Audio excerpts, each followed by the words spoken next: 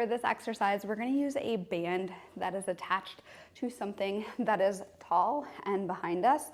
And we are going to you're going to want to start with a light band if this is new.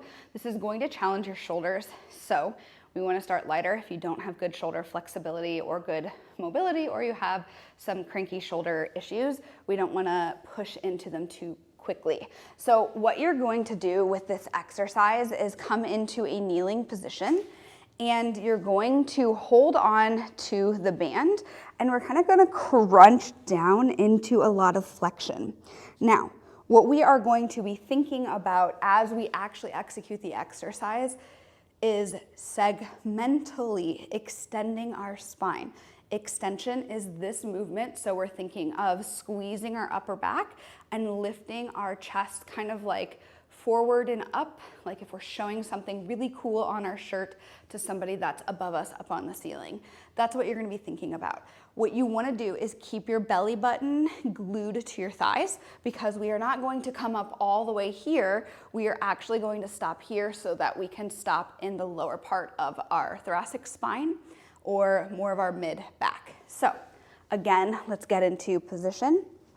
Now from here, you are going to slowly let your elbows come up, let your head and upper back come up, let it pull you into a nice stretch.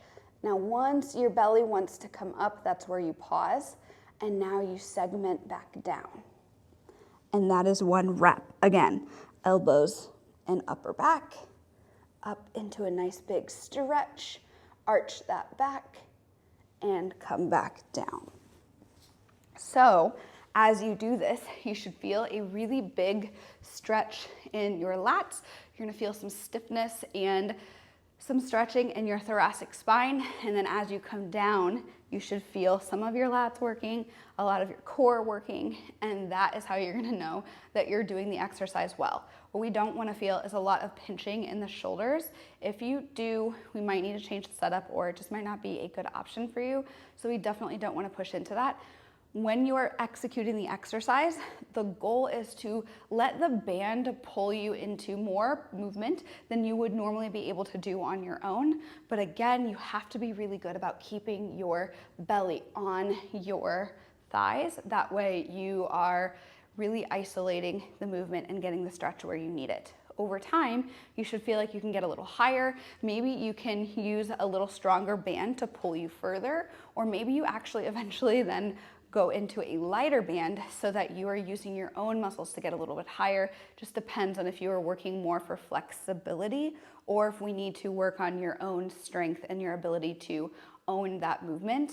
That determines whether or not you're going to use a band that is more assistance or not. So if your goal is to use this exercise to get more flexible and reach more ranges of motion, you're gonna want a heavier band. So you're gonna wanna work up to that as long as your shoulders can tolerate it. If your goal is actually to start to implement more strength, then you're going to want to use as little of a band assistance as possible to give you a little bit of assistance, but to really help you start to use your own upper back muscles to own this movement.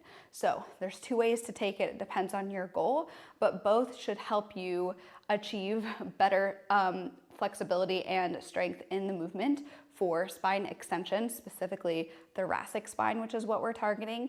And as you do this, you should feel that you can segment each little part of your spine a little bit better, rather than just working on everything being one and moving at one spot. So this can be really helpful to use the band assistance to go a little bit slower so that you can build that connection of each of those segments.